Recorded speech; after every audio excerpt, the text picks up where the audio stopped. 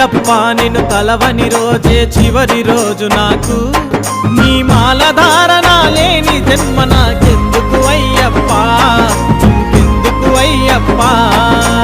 ఊపిరి సైతము దేహము వదిలి వెళ్ళిపోవునయ్యా, నీ దర్శన భాగ్యము లేనిదే నాకు జన్మ వ్యర్థమయ్యా, మరు జన్మ వ్యర్థమయ్యా.